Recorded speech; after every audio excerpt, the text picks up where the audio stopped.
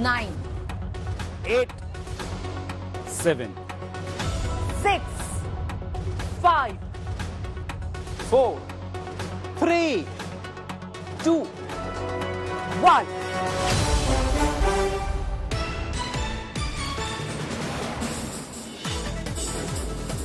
Okay, the big breaking news at the moment, counting of votes for the Lok Sabha polls has begun. It's 8 a.m.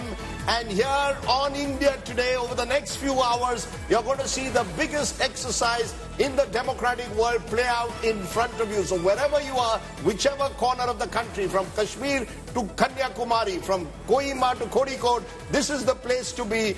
Take your cups of tea, coffee, whatever you're having this morning, and just focus on the numbers as they come thick and fast. We will be starting, of course, with the postal ballots. The EC has made it clear they're sticking to the arrangement. Postal ballots will be counted first. There were apprehensions that they could be counted later. The EC has said, no, we will count postal ballots first. So, Rahul, looking forward to the next couple of hours, because this is the period when really this is power play. There are no middle overs here. This is power play from start to finish. And what will really be the force multiplier to India Today's coverage is our labor of love, the election intelligence dashboard. Far and away the most powerful election analytics engine built anywhere in the country, and I would argue when you watch our coverage tonight, compare it to what you see on channels like CNN internationally, you will find there are various cuts and insights we can process in real time, which even international channels will not be able to do. And really bringing together sharp insights from across the country as those numbers start coming in. All of this, we'll give you a regional breakup. We'll tell you how the votes are moving, where the swings are happening. We'll tell you how many women are winning, how many men are winning, what kind of candidates are winning, how many incumbents are winning. The kind of insights we'll be able to provide in real time are frankly, Rajdeep, quite unprecedented. And what I think the election dashboard has done is, and I think credit to Rahul and his team, is what they've shown is that you can do all of this now in real time.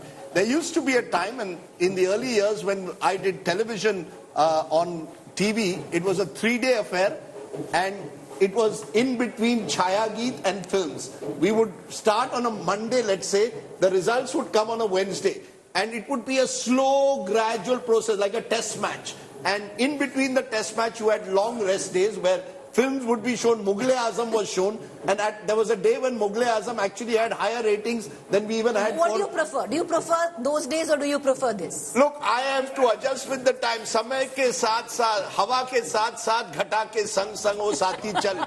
So those were days when you enjoyed. Look, I enjoyed that feeling because it was like a long-running soap opera. Now it's quick. It's T20 style. This is the new generation. This is the Preeti Chaudhary generation, much younger, that wants everything fast. You don't want to wait for 3 days to find out. Yes, Rashid, you remember those days? Yes, I remember 1977 election. You're going back to 77? Yeah. So what happened? The results came out and came from southern India. Karnataka, clean sweep, combined, united Andhra, clean sweep by Indira Gandhi. I remember my cousins and everyone got really rattled. They say, what's happening? It's the other way around.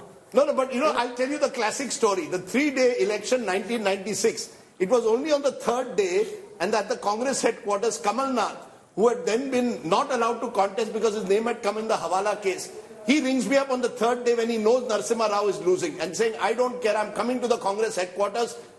He virtually was not being allowed. He pushed aside the guards, came and on live TV, this is Doordarshan, attacked Narasimha Rao. And I'm getting calls from my producer, please, Narasimha Rao is still Prime Minister of the country. Kamal Nath saying nothing doing, he's out. I'm going to now, attack. So from those days, we've come to your real time. We can show from the India Today election intelligence dashboard. This is the 2024 heat map. Now, what a heat map does is it tells you the intensity of voting in different parts. So if you come closer and see the screen, my analysis of this data is that in states like Gujarat, in states like Rajasthan, in states like Uttar Pradesh, where the general sense was that the contest is not as strong as it is elsewhere, that is where the density of voting was lesser. Wherever voters felt that there was a stronger contest, like there is in Karnataka, like there was in Andhra Pradesh, like there was in Telangana, that is where the vote density was higher. And that is a very interesting finding from the India Today election dashboard, that you can actually see where the votes were coming from. You can actually see which are the places where, this is the 2024 heat map coming up on your screen right now. So you see, the darker red suggests that the concentration of voting was higher. So across West Bengal, voting is higher. In areas like Andhra Pradesh, where a massive contest is being held, there again the voting is higher. So in areas like Karnataka, again the voting is higher. So those are the kind of insights we can pick up from the India Today election intelligence dashboard. Areas where there wasn't as much of a contest. For example, you see Gujarat.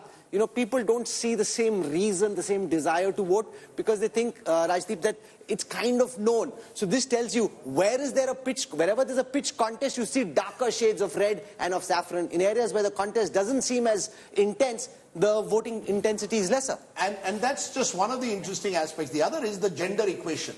What is the big transformation in Indian elections in the last 4 general elections? Women vote consistently rising, and the latest numbers are showing women have voted more than men. And to my mind, that will have a dramatic impact, I think, on Indian elections, not just this time, but even for the future. It clearly shows how the gender equations are changing. Hopefully, 10 years from now, Preeti, you'll have many more women even on this panel.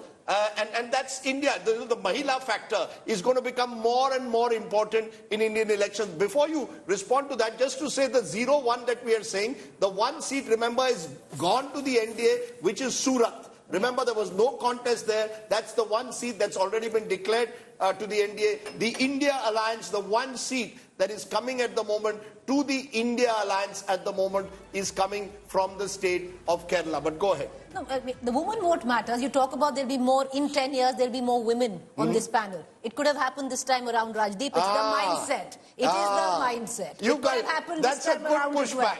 But, you know, Rahul... No. And because I'm the only one here, because they're all men, it's not a pushback. It's...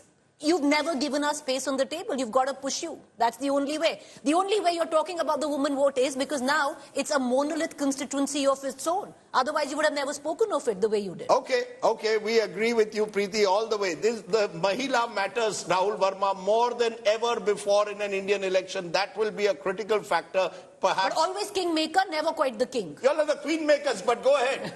We've had Indira Gandhi. We had Indira Gandhi as the Prime Minister of this country. The sad part. But go ahead. We have only one woman Chief Minister at the moment in Mamata Banerjee. Yes, Rahul. True. I think, yes, what we have started seeing, that women voters have become much more critical to election outcomes across the country. And as I've been saying that, let's not look as women vote at monolithic vote bank. There are lots of complexity, and that complexity has to be allowed to emerge.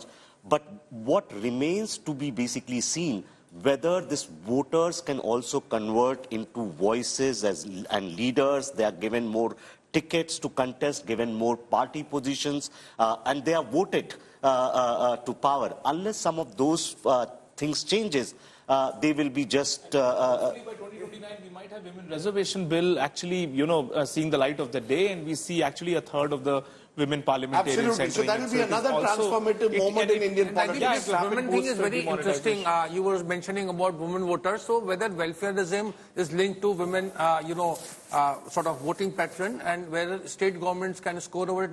Karti Chitambra was telling me yesterday in his constituency, 78,000 women have voted more. And you know what? Price was the issue. So Karti asked his women, voters, which price bothers you? He said price of gold. See, price of gold was a talking point in his constituency. But then, if you look at the price of gold, so possibly if it also ties in when the Prime Minister used the Mangal Sutra, it was not so much in terms of, to make it polarizing, it had more to do with gold.